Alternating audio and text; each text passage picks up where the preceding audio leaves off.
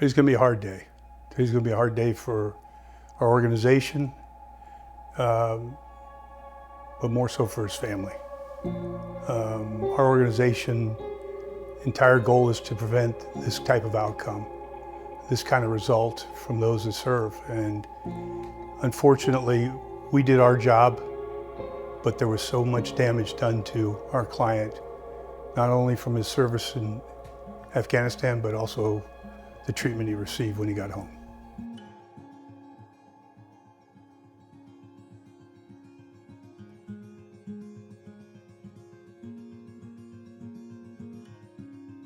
Now, and the reason US JAG comes into play into some of these situations is there's an attempt to, to derail that process, to force the individual to be separated under less than honorable conditions.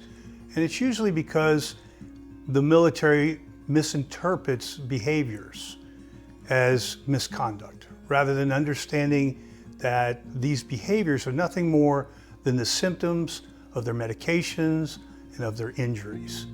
And we step in and we try to provide the forensic evidence and the education to the military to help them see that they're making a mistake in their interpretation.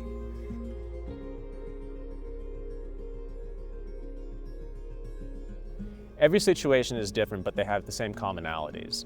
And the commonalities is that they're viewed as no longer being of any use to the military. And keep in mind, this is all active duty. So these individuals were sent off to war, they got injured, now they've come back, and now they're viewed as a liability on the balance sheet.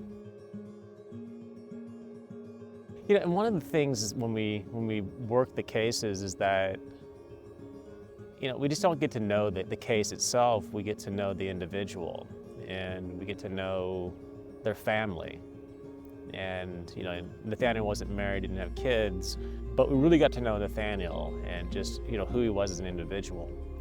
Just small things, as to where he was an avid gamer, and he was just so into working out, and just a happy-go-lucky guy.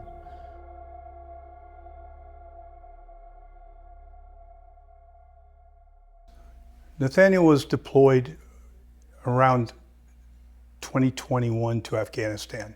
He was attached to a Special Forces unit as their combat medic. What I understand was he was out on patrol with the unit and they engaged the enemy. There was some type of firefight, and after that ended, Nathaniel came upon a 5-year-old child who was disemboweled. And Nathaniel attempted to start working on the child to save his life, and he was ordered to leave the child and let him die. And Nathaniel had to follow orders, and that was the beginning of Nathaniel's psychological injury. Can you talk about Nathaniel's difficulties? You said the nightmares, and then I heard something like it started as nightmares and it progressed beyond nightmares. Yeah.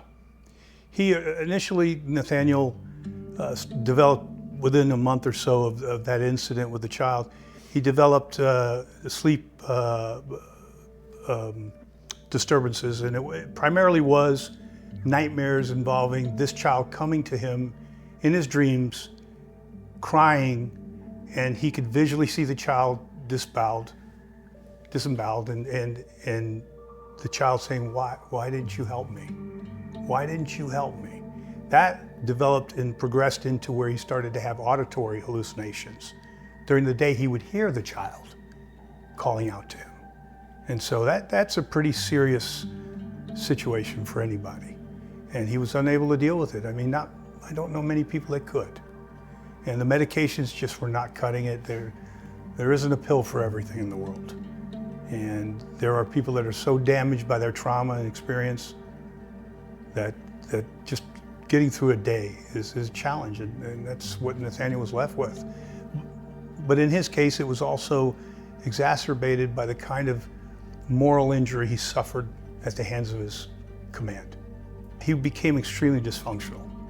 The medical staff was trying to stabilize him through medications and profiles to get him sleep and to get him healthy. Unfortunately, he was so damaged from his experience that it was difficult, that he was very unstable.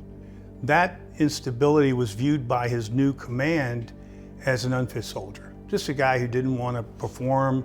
He was lazy, he was sleepy, he didn't respond quick enough to questions, he was lethargic. And so all of that was interpreted as misconduct. Couldn't be further from the truth. He was simply exhibiting the symptoms and the result of sleep deprivation, medications that were designed to help him sleep, had a carryover effect into his, to his work day. And so they started writing him up. They started writing him up for disrespect, for conduct that didn't appear to be military-like. Some of these medications caused him to gain weight. One day he had a formation in the morning, his uniform didn't fit, he got in a different one that he could fit in, showed up at formation on time, they wrote him up for being out of uniform. So the unit started this process, and it's where I used to say they put a bullseye on him. They realized, some sergeant said, he's not fit to serve, he doesn't belong in our military. In Nathaniel's case, they even took the opportunity to come to his room one day just to inspect it. And the sergeant they sent destroyed his room, literally breaking personal items, dumping all of his clothes, flipping his bed.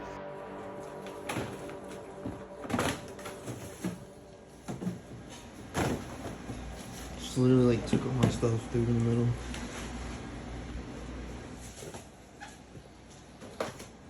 And you use the word torture.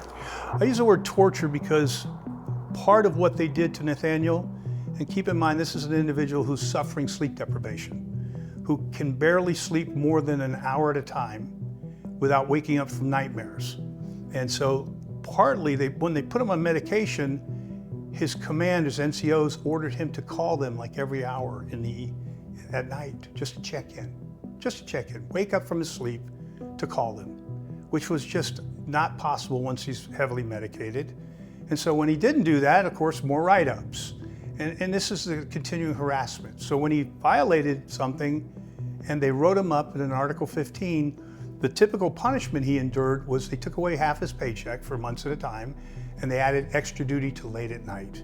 Now, put that in context with somebody who's having difficulty getting sleep and being medicated and being told to try to get 7 or 8 hours sleep a night with these medications, and they're overlapping those 7 and 8 hours with extra duty working, so he can't take the pill at night to get to sleep because he'll oversleep, which has occurred several times, more write-ups, more extra duty. And this is the type of torture that you see right out of the playbook in SEER training, where sleep deprivation is used on a high-value target to get him to break down. And this is precisely what they did to him. That repetitive kind of harassment is what led Nathaniel to the edge. And we had to get him out of there. And they finally, after that last offense, they sent his package up. They thought they had enough. And I can tell you that once we got word the package arrived up to the commanding general, who is the convening authority, he's the legal guy that says, yes, you stay, or no, you go. That particular general is Lieutenant General Beagle. And he signed an order directing that unit to move him out to another unit and to put him in the med board process to be finished and medically retired. And that's what occurred with Nathaniel. It took about another 60 days for him to finally clear the base. But he was left alone for that 60 days, and he successfully exited the military with full honors, full medical retirement, and went straight into the VA system.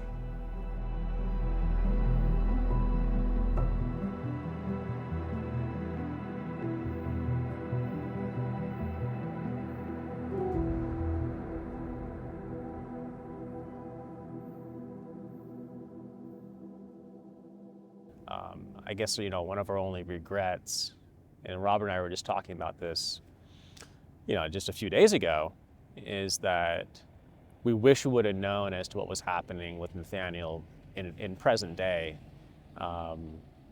because we would have really tried to gone the extra mile to do whatever we could to prevent ultimately what was his demise. Is it safe to say that what's happened to him is not uncommon with a lot of our returning veterans? It's far, far too common. Far too common. In my time since Fort Carson in 2006, I have seen hundreds of these cases. We actually had a case in Fort Carson where a young soldier came home from deployment and he was so mentally damaged, he decided to commit suicide in his barracks. And when he decided to commit suicide, it was a lot to do with the harassment from his unit. He slit his wrists, bled out, painted all over the walls with his blood. He survived because they found him. Once he got better, the command charged him with damaging government property because he smeared blood on the walls. That's the kind of stuff that we saw that just made us so angry and got us so deeply involved. We didn't start out to do this as a lifetime thing. It was, we're in the moment, we got to help these guys. And we decided to, after seeing this over and over, to form US JAG because we needed for ourselves to stop this. And we thought, we used to tell them we want to go out of business, we want to stop, we want to fix this so we can get on with, you know, we always joke being the plumbers like on television that are the Ghostbusters, and we want to go back to our professions. We don't want to be doing this. You know, we want to fix it permanently, but we can never get there.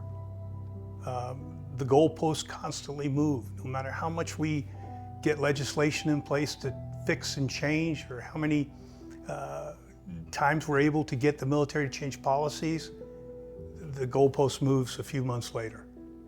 And so we find ourselves back again. You know, same battle, just different rules now. So it's a moving target, and one of our biggest goals at US JAG is to get third-party oversight. And regrettably, the military sees us as adversarial rather than we want to work with them to help them understand what we're seeing that's wrong, and the fix isn't that hard. It comes down to a cultural change in the military. That you're right, they have to have some empathy, they have to have some education. And that, with a third-party oversight, could probably reduce these cases 95%. And we could go back to our professions and maybe get to retire one day. That's the hope. And you take solace in the fact that you have other cases, you have other clients that you are able to, I mean, you were able to help Nathaniel. Well, Nathaniel, when he left Fort Drum, we spoke several times after. He seemed upbeat, he seemed positive, so glad. And I knew, at that point I felt that getting him away from the abuse was going to dramatically change his mental health. Unfortunately, he started to deteriorate. And I didn't keep in touch. Our role is to hand him off to VA, and we've got new clients coming in all the time, so we don't have the capacity to do longitudinal stuff. And so when we hear the story, we got him where he needed to be, and we felt so good about his case. We were doing cartwheels. I mean, we got everything we asked for. And we had a commanding general who stepped in and did the right thing. It didn't require, you know, a huge fight after that, you know, to reverse his discharge and do all the other stuff that we do when they're wrongfully separated. Because we have lost cases that should not have been lost.